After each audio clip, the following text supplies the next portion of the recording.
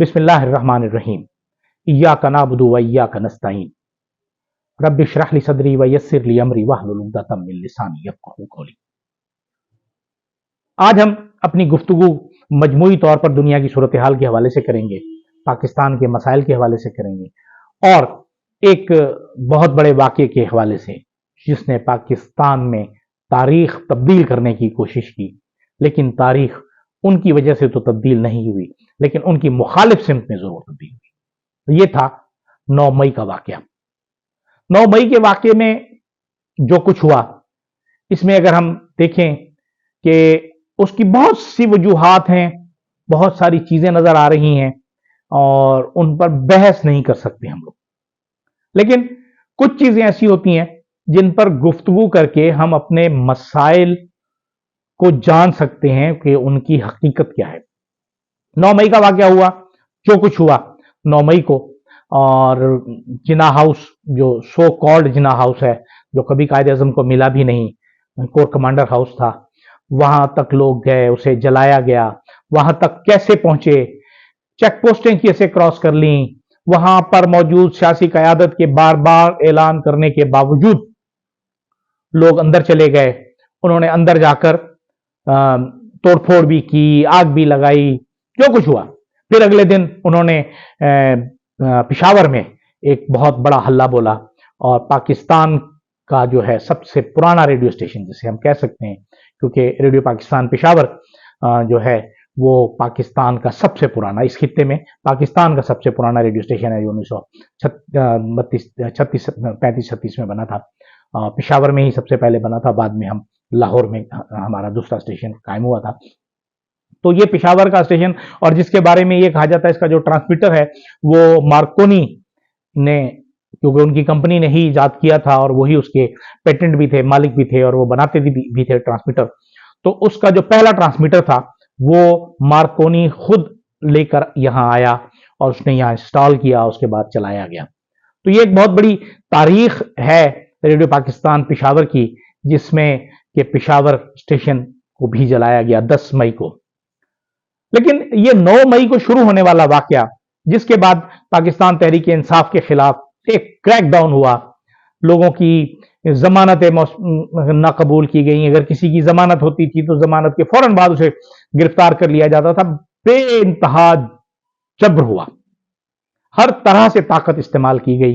किसके इशारे पे की गई, किसकी ईमा पे की गई, ये खबर नहीं है, लेकिन बहरहाल मुजम्मत तो बहरहाल की गई, हमने भी की, आज भी करते हैं कि जो 9 मई के वाकयात करने वाले लोग हैं उनकी शदीद मुजम्मत करते हैं। और उसे जो लोग हैं, अगर आज़ादाना तहकीकात हो जाएं और जुडिशल तहकीकात हो जाएं और उसके बाद जो लोग उसमें मुलव्वस हैं उन्हें कानून के मुताबिक सजा मिलनी चाहिए, क्योंकि पाकिस्तान अगर है तो उसमें तमाम इदारों की इज्जत शामिल है।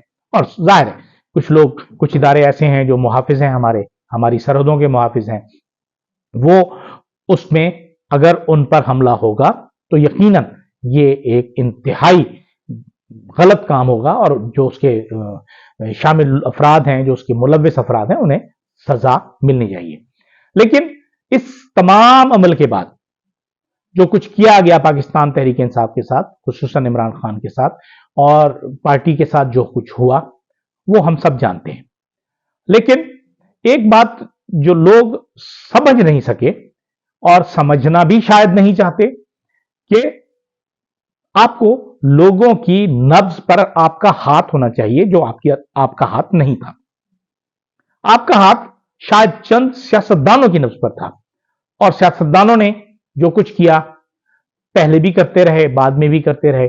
और एक कहीं हमने पढ़ा था, जो कौमें अपने बुजुर्ग वाकयात से, तारीख से सबक हासिल नहीं करती, आने वाले नस्लें उनके वाकयात और हालात से इबरत हासिल करती हैं।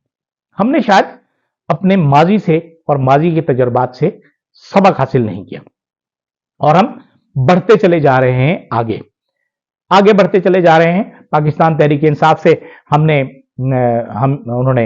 न सिर्फ उनका इंतखाबी निशान छीना, बल्कि यहां तक हुआ कि उनको जब इंतखाबी निशान जो दिए गए, पहले तो कागजात नामजदगी दाखिल कराने के लिए नहीं दिए गए, छीने गए, फाड़े गए, फला हुआ, ये हुआ, और फिर जब जो जो लोग पहुंच गए उनके इंतखाबी निशानात ऐसे ऐसे मिले कि जिनकी अल्लाह की पनाह।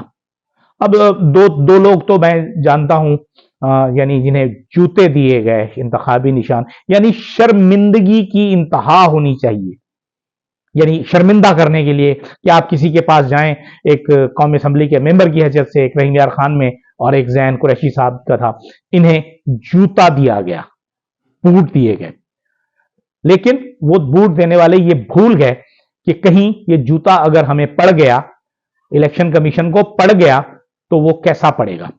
तो वो तो देहाती इलाके हैं और वहां तो गोबर में भरा हुआ जूता इलेक्शन कमीशन के मुंह पे पड़ा, लेकिन समझ उन्हें फिर भी नहीं आई।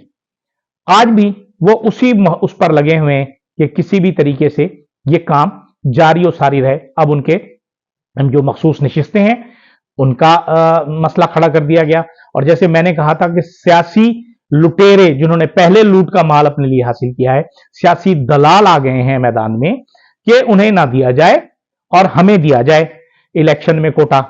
अब ऐसा एक हमने जो अपना असेसमेंट की थी जिसमें पाकिस्तान मुस्लिम लीग की 9 नशिस्तें हैं, 7 नशिस्तें हैं केपीके में, उन्हें 10 के करीब उन्हें मखसूस नशिस्तों के उम्मीदवार मिल रहे हैं, उनके मेंबर पास हो रहे हैं। यानी एक अजीब तमाशा है कि अगर हम किसी से ये भी कहना चाहें कि नहीं यार ये गलत हो रहा है या गलत हुआ है, तो ये भी ना कह सकें, आपके पास कोई दलील ही ना हो। हमारे जो इलेक्शन कमीशन है वो और हमारी सुप्रीम कोर्ट माशाअल्लाह इल्ला माशाअल्लाह, इन्होंने तो बर्बादी की इंतहा कर दी, और जो कुछ इन्होंने किया किसी के कहने पे किया या खुद से किया।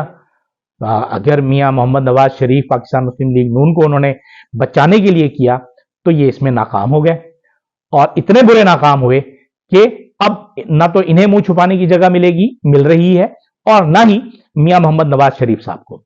मियां मोहम्मद नवाज शरीफ साहब, कई लोगों ने अपने असेंबली में इंतखाबात पर इस बात पे सवालात उठाए हारने वालों ने कि हम दूसरे नंबर पे थे, तीसरे और चौथे नंबर वालों को कैसे जितवा दिया गया। बहरहाल ये तो एक सिलसिला है, हम बार बार ये कह रहे हैं जिन लोगों के पास इख्तियार है वो इन लोगों और इन इदारों को काबू करें और कोशिश करें कि इस मसले का हल निकल आए और नए इंतखाबात ना कराना पड़े, 200-300 अरब और ना खर्च हो जाए।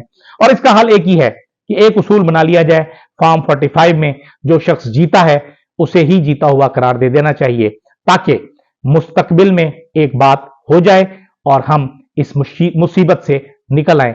इजाजत दीजिए, अल्लाह हाफिज।